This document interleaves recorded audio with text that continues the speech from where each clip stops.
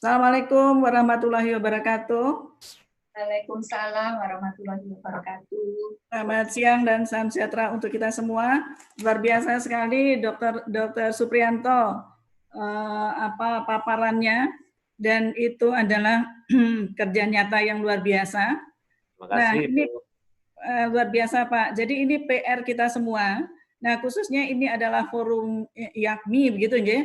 Nah, ini PR YAKMI juga untuk mereplikasi mereplikasi hal-hal yang sangat positif, banyak sekali itu yang dilakukan atau dijalankan oleh teman-teman dari Kabupaten Tulungagung. Nah, jadi karena memang kita tidak bisa melepaskan dari hal-hal yang gambaran epidemiologi, kemudian terkait dengan bagaimana pencegahan, bagaimana medik, dan seterusnya. Baik, ternyata kok pas banget, ini kok ada coretan ya di slide-nya. Pas banget, jadi kita berbicara tentang kolaborasi, dan itu juga yang disampaikan oleh Dr. Supriyanto. Karena sejak awal, jadi sebelum ada COVID ini juga, yang namanya kesehatan itu multifaktor. Dan saya kok langsung bicara, belum nyapa Pak Ketua, Pak Sandu, kemudian Bu Sekretaris, kemudian juga ada narasumber yang lain, Pak Dr. Andrianto, dan kemudian semua kolega yang hadir, ya teman-teman baik yang di Zoom ini maupun di YouTube. Terima kasih atas atensinya, terima kasih atas waktunya untuk bersama-sama kita sharing ya tentang bagaimana kita mengatasi atau melawan pandemi ini. Saya garis bawahi, dan itu juga yang sering kita katakan bahwa musuh kita sama gitu. Nah, musuh kita sama, ayo kita bergerak bareng bersama. Ya. Jadi tidak dengan menggunakan senjata tajam begitu, karena musuh kita tidak kelihatan. Nah, tadi Pak Pri mengatakan kita nanti dansa sama virus corona. Coronanya sebelah mana ya? Nah, ternyata kalau kita mau dansa dengan mereka, kuncinya hanya ada 3. Jaga jarak, hindari droplet dengan cara pakai masker, cuci tangan bolak-bolak, kan gitu ya. Nah, baik. Jadi ini yang kami sampaikan, kekuatan kolaborasi di dalam menangani problem-problem kesehatan termasuk pandemi. Nah, ini Geliat UNER tadi disampaikan. Jadi Geliat UNER ini merupakan singkatan sebetulnya dari Gerakan Peduli Ibu dan Anak Sehat Berbasis Keluarga. Nah, dengan cara apa? Dengan cara melakukan kolaborasi dan pemberdayaan masyarakat. Ini berdiri sejak tahun 2015. Nah, waktu itu belum ada pandemi, tetapi di situ sejak sebelum tahun 2015, kematian ibu dan kematian bayi itu sangat tinggi, baik di Indonesia maupun di Jawa Timur, dan khususnya di kota Surabaya. Di kota Surabaya semua ada, tetapi kematian ibu di tahun 2015 itu nomor 1. Nah, saya tidak lihat Tulungagung waktu itu tahun berapa, nomor berapa aja Pak Dokter. Ya, jadi waktu itu kita konsentrasi pada Surabaya, di mana Surabaya itu adalah nomor 1 kematian ibu. Demikian juga kematian bayi masuk di dalam 5 besar. Ya, nah kemudian kita mendirikanlah Geliat UNER ini atas support kerjasama dengan UNICEF. Pada kesempatan ini juga kami sampaikan terima kasih kepada UNICEF atas supportnya gitu untuk mengembangkan Geliat UNER. Nah, kemudian ini adalah nama atau wadah penggerak kegiatan awalnya di pengabdian masyarakat.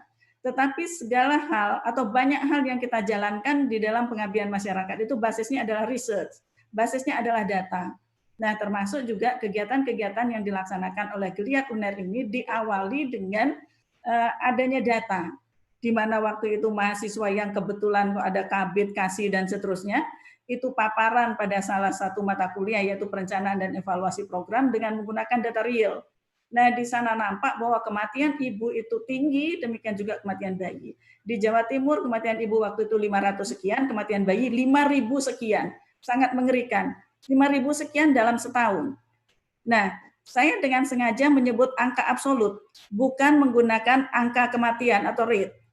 Karena ketika ngomong absolut kita akan nampak, kita akan bisa melihat betapa tingginya. Tapi kalau menggunakan rate, itu menjadi kecil.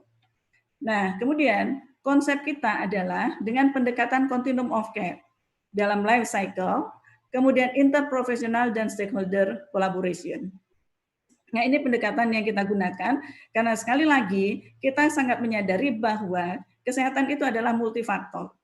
Sehingga pendekatan juga harus multisektor, multi profesi, multi keahlian, multi kemauan, nah multi tekad gitu untuk menuju satu hal yaitu kesehatan masyarakat dan bangsa. Nah, ini adalah juga dasar kita untuk bergerak karena kita waktu MDGs itu masih meninggalkan PR terkait dengan kematian ibu dan anak. Nah, di mana kematian ibu dan anak, khususnya di sini bayi, merupakan indikator kesejahteraan suatu bangsa. Nah, sehingga sejak tahun tersebut kita konsentrasi pada ibu, anak, dan basisnya adalah keluarga dengan konsep pemberdayaan. Nah, kemudian di era pandemi ini, akhirnya kita semakin menyadari begitu konsep public health, konsep promotif preventif, bahwa kita punya PR untuk mempertahankan masyarakat yang sehat agar tetap sehat. Nah, kalau masyarakat itu sakit, mengupayakan supaya tidak jatuh ke kondisi yang lebih fatal. Nah, di situ juga ada prevention. Jadi 5 level prevention. Nah, kita bergeraknya di sini. Nah, tadi Dr. Supriyanto menjelaskan atau memaparkan apa yang dilakukan oleh rumah sakit dan sebagainya, ya karena rumah sakit memang yang sakit yang sana. Tetapi kalau menurut kami justru pertahanan yang terbesar itu ada di masyarakat. Di situ sebetulnya areanya berperang melawan perilaku, berperang melawan diri kita sendiri, berperang melawan sekitar, jadi berperang melawan diri sendiri untuk mengajak sekitar kita supaya kita bisa melawan si virus itu gitu. Nah, kalau yang di hulu ini pertahanannya runtuh, maka akan banyak yang sakit. Ini yang menyebabkan akhirnya di hilir, ini hulu hilir ini tidak ada makna mana lebih bagus ya. Nah, akhirnya kalau masyarakat banyak yang sakit, kena virus, kena COVID, maka akhirnya rumah sakit ini akan kelabaan. Nah, akhirnya apa? Tenaga kesehatan, fasilitas ini pasti akan kurang karena sekian banyaknya masyarakat. Nah, sehingga sebetulnya melalui forum ini juga, ayo kita yang di hulu dalam artian yang sehat, yang di masyarakat, yang bukan di pelayanan kesehatan, ayo kuatkan hulu ini supaya semuanya tetap sehat, sehingga tidak menjadi beban di fasilitas kesehatan. Beban dalam tanda petik ya. Nah, itulah kenapa kita sangat perlu bergerak di hulu. Nah, kemudian konsep hulu hilir yang kita gunakan itu adalah ini dengan menggunakan jadi nomor 1 konsepnya hulu hilir, promotif, preventif, kuratif, dan rehabilitatif. Kemudian pendekatannya integratif. Tidak bisa kita melakukan sesuatu yang terkait dengan kesehatan secara fragmented, apalagi dengan menghadapi COVID ini. Tidak bisa fragmented. Oh, hanya kesmas saja. Oh, hanya dokter saja. Oh, hanya gizi saja. Itu sama sekali tidak bisa. Atau polisi saja, TNI saja. Oh, tidak bisa begitu. Ini harus secara integrated. Kemudian berikutnya interprofesional dan stakeholder collaboration. Kemudian commitment to sustainability. Kemudian community empowerment. Kuncinya ini adalah pada community empowerment. Lalu community ini siapa? Community itu baik community kampus, begitu, masyarakat kampus maupun luar kampus. Kemudian continuum of care dalam life cycle. Nah, ini. Jadi ini yang kita juga pergunakan sebagai dasar untuk kita bergerak, gitu. Jadi kegiatan utama kita begitu, yang kita jadikan sebagai sebangsa apa aja ikonnya gitu adalah pendampingan pada ibu hamil, kemudian sekarang pada pranikah. Pendampingan di sini sudah banyak yang melakukan pendampingan, hanya saja bedanya yang dilihat ini pendampingan dilakukan oleh sekelompok mahasiswa dan alumni, begitu. Demikian juga dosen untuk sekelompok ibu hamil, kemudian bayi dan keluarganya. Sekelompok itu apa? Bukan satu orang ibu hamil dipegang atau ditangani oleh satu orang mahasiswa, tidak. Tetapi mahasiswa dari berbagai profesi, dari berbagai keilmuan, itu bergabung untuk menangani satu orang ibu hamil atau beberapa orang ibu hamil. Jadi satu orang ibu hamil ini akan didatangi, akan dijaga oleh berbagai keilmuan.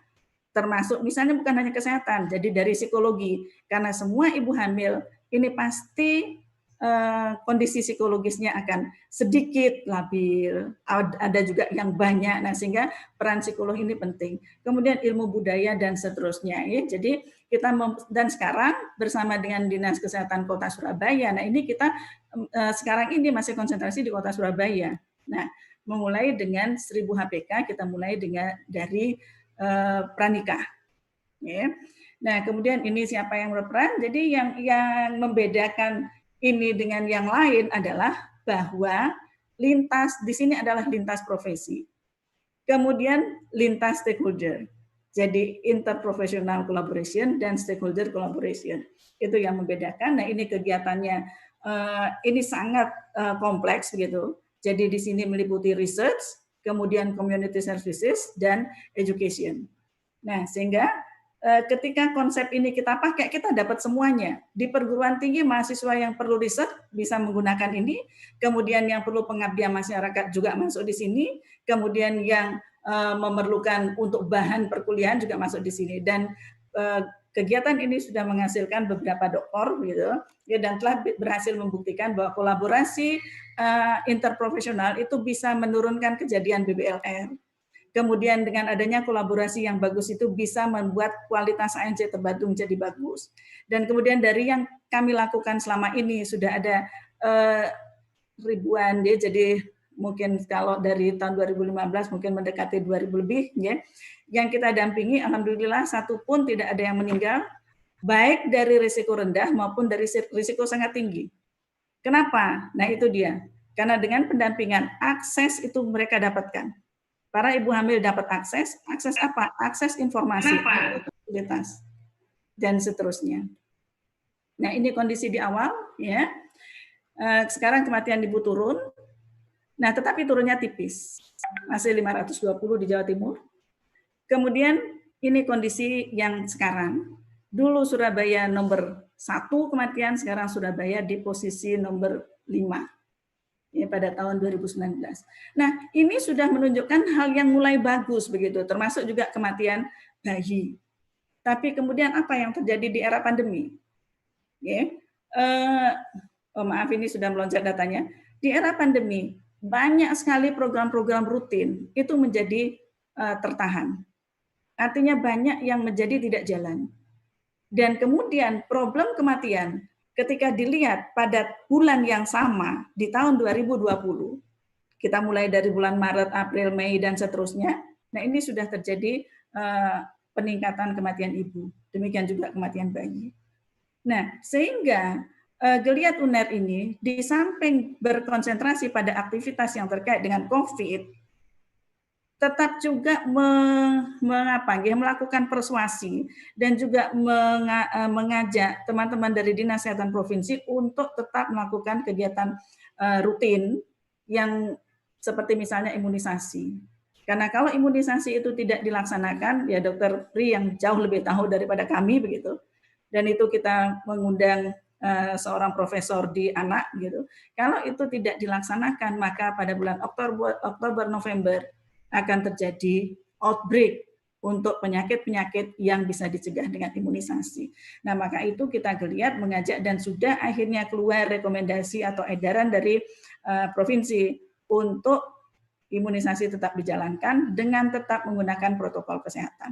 Nah, ini semakin banyak sebetulnya yang kita berperan untuk ngingetin dalam tanda petik para decision maker, kemudian para teman-teman praktisi di lapangan.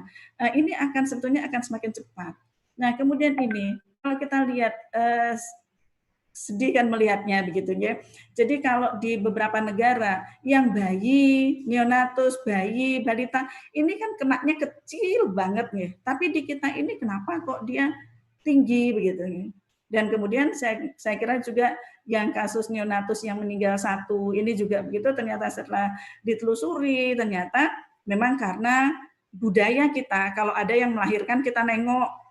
Nah, kemudian nengok, kemudian langsung bisa menggendong bayi dan sebagainya. Kondisi yang sekarang itu sudah tidak boleh begitu lagi. Itu yang disebut tadi normalitas baru. Saya mengambil istilahnya Dr. Suprianto, yang disebut-sebut adalah new normal, kondisi normal yang baru.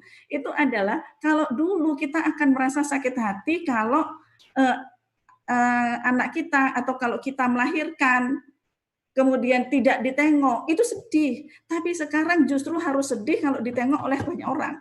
Ditengok oleh tetangga kita harus sedih. Kita harus khawatir. Kenapa? Karena semua orang itu mungkin saja bervirus. Itu yang disebut normal baru begitu. Nah, kemudian kalau dulu kita sedih kalau kita jauh-jauh dengan teman. Kita sedih kalau tidak bisa ngerumpi, tapi sekarang kalau kita ngerumpi justru harus sedih. Justru harus takut. Kalau dekat sama teman, duduknya nempel kayak biasanya, itu justru harus takut. Nah, itu yang disebut normal baru. Nah, untuk membuat yang seperti itu, itulah sebetulnya peperangan kita di hulu. Nah, itulah peran kita semuanya untuk ayo mulai dari diri kita. Termasuk juga bagaimana cara menggunakan masker. Masih banyak kok yang menganggap masker itu hanyalah kadang-kadang untuk tutup dagu. Nah, padahal dia untuk mencegah droplet. Sehingga ketika ngomong, masker itu harusnya tidak boleh dipelorotkan. Tapi yang masih terjadi adalah justru saat ngomong, masker dipelorotkan. Apa sih bahasa Indonesianya itu? Diturunkan, akhirnya di dagu. Ya karena memang terganggu kalau ngomong pakai masker. Tapi itulah new normal. Itulah caranya untuk mencegah droplet, mencegah orang lain tertular atau mencegah kita kena tular orang lain gitu. Ya. Baik, ini kondisi pandemi di Jawa Timur. Nah, ini juga saya sering suka menggunakan gambar ini begitu. Hanya untuk mengingatkan kita. Saya yakin kita semua setuju ketika melihat bunga-bunga ini. Tidak menarik loh dibandingkan dengan melihat bunga ini ketika dirangkai. Nah, kita semua bergerak, tapi fragmented. Sehingga value dari benda-benda yang fragmented ini atau terpisah-pisah ini pasti tidak sebagus dengan kalau kita sudah rangkai. Tidak sebagus kalau kita sudah rangkai. Dia akan punya makna, dia akan punya value yang bagus. Itulah pada kesempatan ini, terima kasih kepada Pak Sandu dan tim, begitu ya. Ketika saya nelpon Pak Sandu, ayo kita semua berkolaborasi. Karena saya yakin sekecil apapun kontribusi kita, tetapi kalau kita semua berkontribusi, bayangkan puzzle begitu atau bunga ini saja, sekecil apapun kita berkontribusi, pasti akan punya makna. Nah, itulah kenapa kembali lagi saya terima kasih, mudah-mudahan ini tidak berhenti pada webinar saja. Baik, ini adalah konsep kita, kolaborasi, kita berkolaborasi dengan berbagai profesi dan diawali dengan rekrutmen dan seterusnya. Ketika mereka masuk, kita lakukan capacity building dan seterusnya. Nah, konsepnya ini adalah konsep wilayah tadi, yang terkecilnya itu mulai dari RW, dan ini juga ternyata pas sekali dengan Kampung Tangguh. Nah, sekarang kita bergerak ke Kampung Tangguh.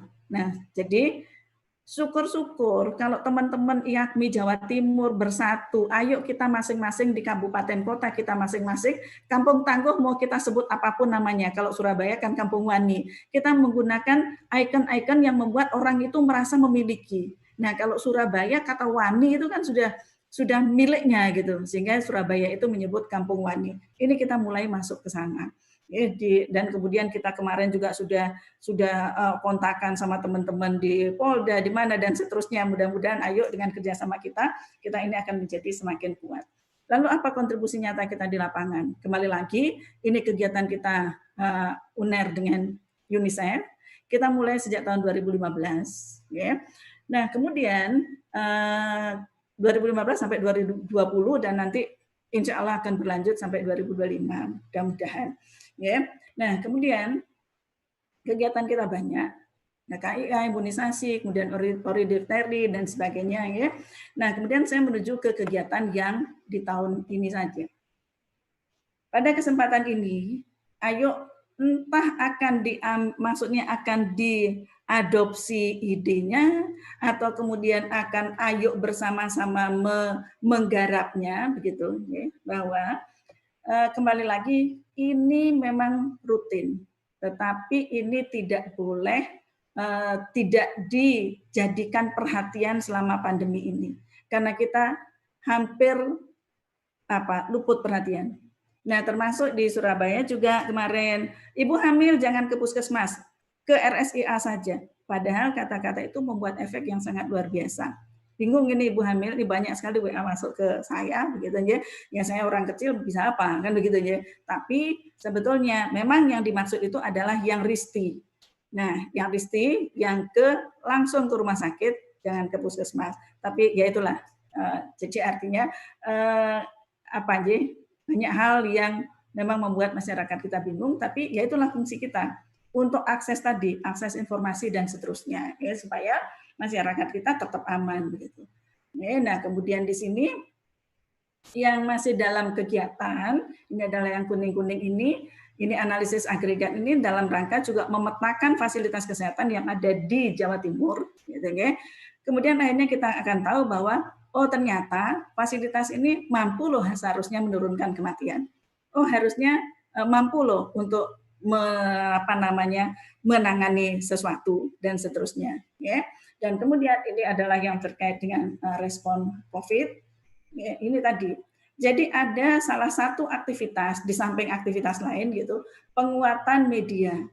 Media. Sekarang ini media terutama WA, terus kemudian macam-macam Twitter, terus Facebook, macam-macam dengan informasi yang bermacam-macam. Nah, jadi ini kita berupaya masuk ke sana untuk memberikan literasi tadi. Saya juga mendengar tadi Dr. Supriyanto mengatakan literasi itu amat sangat penting. Literasi tentang kesehatan. Karena pendidikan itu nampaknya dia berkorelasi, tapi dia tidak berkorelasi langsung dengan kemampuan seseorang untuk menjaga kesehatan. Kalau orang tersebut tidak ngerti atau tidak paham tentang kesehatan. Jadi kalau pelajaran dia atau pengetahuan dia tidak ada terkait kesehatan, maka dia akan cuek gitu. Nah, sehingga perilakunya juga akan cuek. Nah, sehingga bagaimana kita mengkomunikasikan hal-hal terkait dengan kesehatan itu dengan menggunakan bahasa yang sangat mudah dipahami. Tadi Dr. Supriyanto juga mengatakan ekonomi kesehatan. Itu saya ingat sekali waktu pertama kali ekonomi kesehatan itu menjadi terkenal di Indonesia dan dipakai oleh waktu itu Bapak Emil Salim. Bagaimana meng-RP-kan lingkungan. Bagaimana meng-RP-kan, merupiahkan dampak lingkungan terhadap ekonomi. Nah, karena para decision maker itu akan mudah melihat kalau RP. Tapi kalau nanti kalau gini masyarakat akan sakit. Oh, kalau gini masyarakat akan sehat, dia akan cerdas, tidak masuk. Sehingga RP lah hitungannya. Sehingga itu akan lebih mudah untuk dipahami. Jadi yang sifatnya kuantitatif. Nah, itulah juga dengan public health. Public health itu tidak akan pernah dapat bendera Ibu-ibu dan Bapak-bapak. Karena apa? Karena itu community. Ya. Dan bendera maksudnya bendera oh hebat public health tidak gitu. Ya, itu akan berbeda dengan hal yang sifatnya mikro. Nah, strategi implementasi tadi sudah saya sampaikan. Nah, untuk itu kita tidak mungkin bisa bekerja sendiri. Apalagi hanya geliat UNER yang kecil begitu. Sehingga kita menggandeng banyak sekali ya, dinas dan kemudian juga sekarang berkembang dan ini Bapeda sudah saya tulis sebelum ini dan dari Bapeda dan seterusnya begitu. Nah, ini konsepnya. Ini yang Pak Ardianto. Nah, ini juga teman-teman dari GISI juga kebetulan bareng dengan kita begitu. Jadi 1000 hari pertama kehidupan. Nah, karena kita semua atau mungkin juga ada yang lupa begitu bahwa kehidupan itu dimulai sejak dalam kandungan. Nah, 1000 HPK ini awalnya hanya jadi kalau kita lihat programnya itu konsentrasi pada nutrisi, tetapi kita buat 1000 HPK plus. Sehingga karena apa? Kualitas anak sangat ditentukan oleh kualitas orang tuanya. Sehingga sejak awal ini ada screening pada calon pengantin. Itu dilakukan di Surabaya. Sehingga siapapun yang akan menikah itu harus di screening dulu triple eliminasi, HIV, sifilis dan hepatitis. Nah, kemudian mereka yang didapatkan bermasalah ini kita tawari untuk didampingi. Nah, kalau mereka bersedia didampingi, kita dampingi. Kalau tidak, dengan terpaksa tidak kita dampingi. Kenapa kita harus menanyai mereka? Karena kalau mereka tidak bersedia, maka kepatuhannya akan rendah. Maka itu yang kita dampingi adalah yang bersedia didampingi sehingga kepatuhan tinggi. Dan akhirnya kita bisa membuktikan bahwa kalau itu ditata sejak hulu, maka kualitas si bayi ini akan menjadi bagus. Nah, yang selama ini kita masih sampai usia 2 tahun, tetapi kita ingin akan terus sampai usia 5 tahun, dan itu sudah mulai kita lakukan di 2020 ini dengan berbagai kegiatan yang dilaksanakan bersama dengan UNICEF. Bahkan kita juga mulai ke remaja dan seterusnya. Ya. Nah, ini untuk kegiatan itu kita membangun yang namanya Geliat Unair Support Center for COVID-19 Pandemic Response. Ya, karena ini memang baru dan kita tidak menyangka ada pandemi ini, maka untuk mempertajam lagi gerakan kita membangun yang ini, ya GUSC CPR ini. Nah, goals kita sama, menang melawan COVID-19, kemudian masyarakat tetap sehat menjalani era new normal. Sehingga masyarakat yang sehat harus tetap sehat, masyarakat yang sakit, nah ini yang berperang ini adalah vaskes. Nah, di sana itu juga yang sakit jangan sampai jatuh ke kondisi yang lebih parah lagi. Di situ juga ada prevention. Nah, ini yang saya senang menggunakan analogi ini juga. Ini kepingan kecil, kuaan apa ini namanya ceruk-ceruk kecil kayak gini, terus ini ada, ini loh nampaknya nggak penting. Tetapi tanpa salah satu ini saja tidak akan menghasilkan bangunan yang bagus. Ya, jadi ini kita semua berperan. Ya baik, ini tadi sudah. Nah ini aktivitas-aktivitas kita yang ayo kita bersama-sama garap ini gitu. Ya, saya tidak akan bacakan satu persatu, tetapi intinya kita memastikan bahwa anak, kemudian ibu hamil, ibu menyusui, kemudian ibu nifas dan keluarga ini mereka bisa tercegah dari COVID. Nah, tentunya kita tidak bisa sendiri, begitu, ya. Ini dan seterusnya banyak aktivitas-aktivitas yang sedang kita garap. Nah, ini yang saya dalam kesempatan ini, ayo teman-teman, webinar itu bagus sangat luar biasa. Nah, sehingga bisa bisa kita sharing ide, sharing pengalaman, dan ayo kita kerja nyata. Ya, webinar disertai dengan kerja nyata itu ajakan kami secara terus-menerus, sehingga mohon maaf Pak Sandu dan teman-teman, saya selalu mengajak ayo kerja nyata. Ayo kerja nyata, ya. Nah, kemudian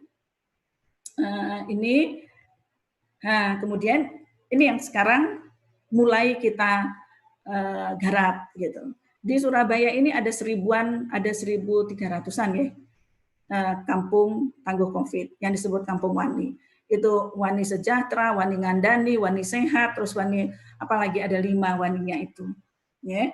Dan kemudian kita masuk ke sana karena prinsipnya kita saja tidak mau disuruh begitu. Kita saja tidak mau dipaksa. Itu sama kok, masyarakat juga kan sama dengan kita gitu.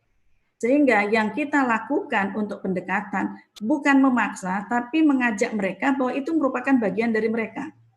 Mengajak mereka untuk bersama-sama menjaga masyarakatnya, tidak karena disuruh, begitu, tetapi karena kesadaran mereka. Nah, sehingga kita desain, kita laksanakan lomba-lomba. Lomba kita sebetulnya meniru ide Green and Clean-nya Surabaya.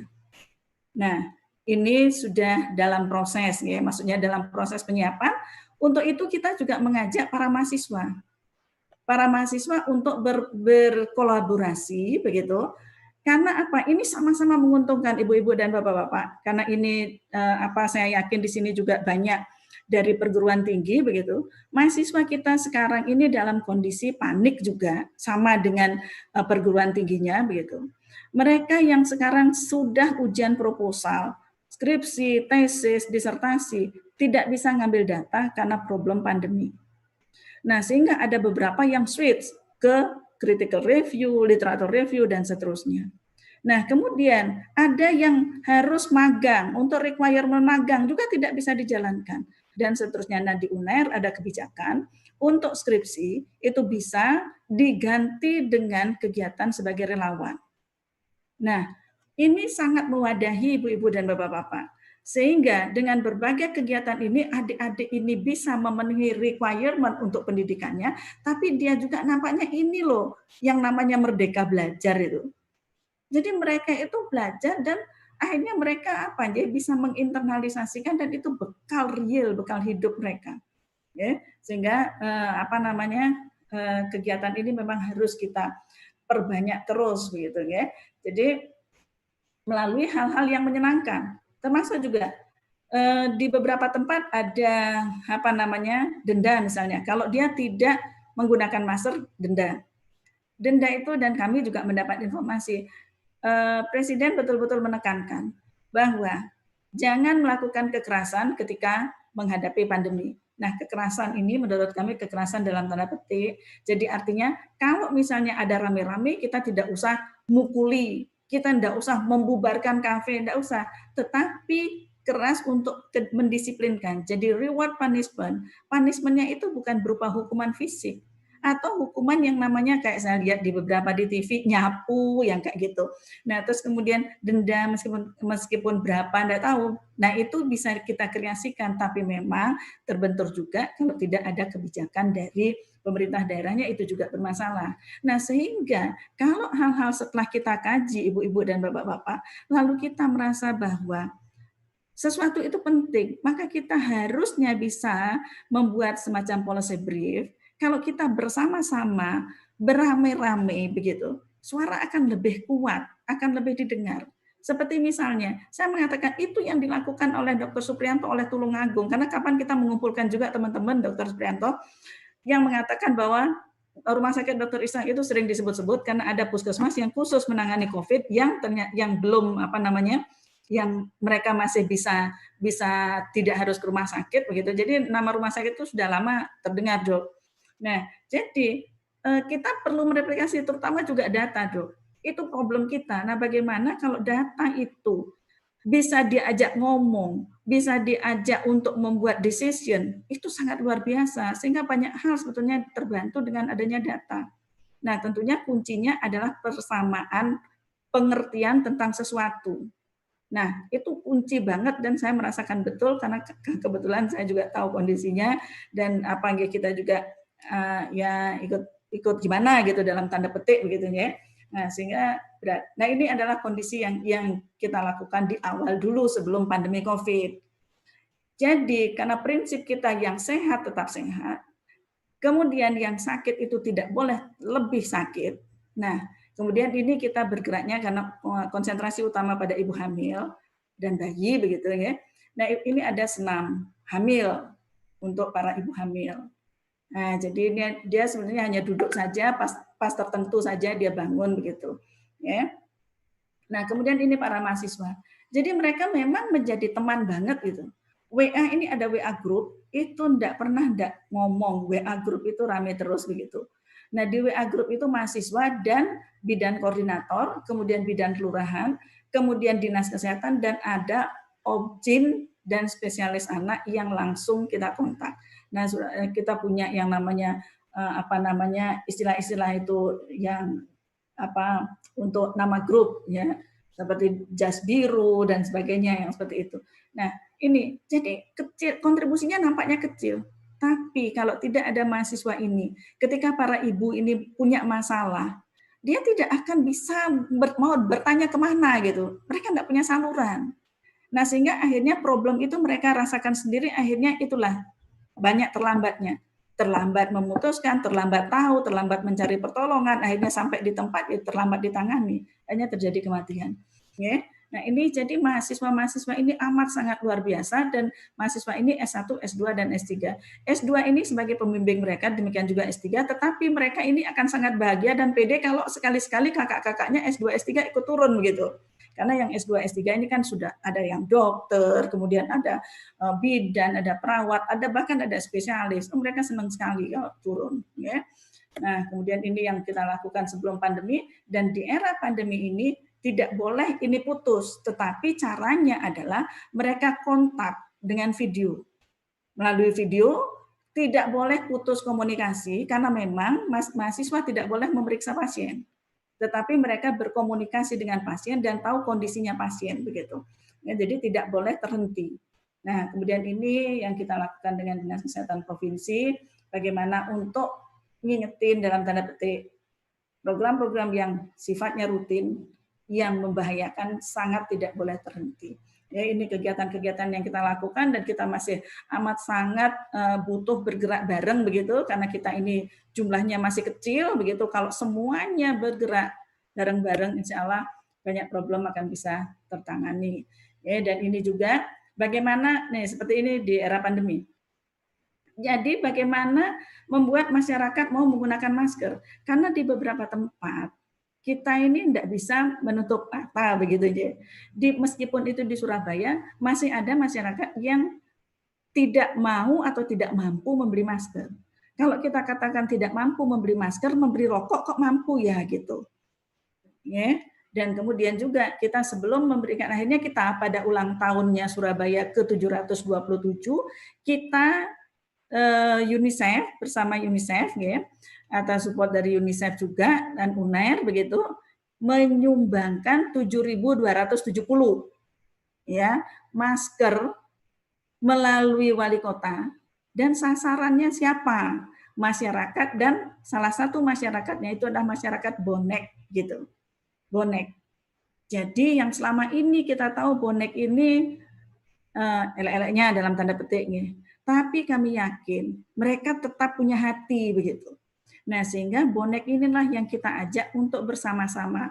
Meskipun kembali lagi kami sampaikan ini masih sangat awal, tapi kalau semakin banyak yang bergerak itu akan semakin bagus hasilnya gitu ya.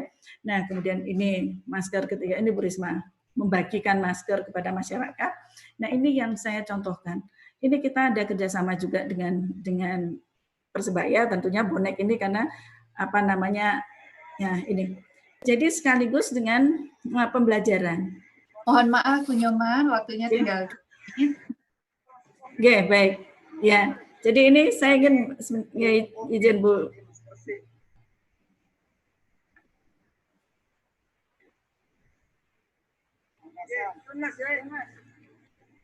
Ya, kemudian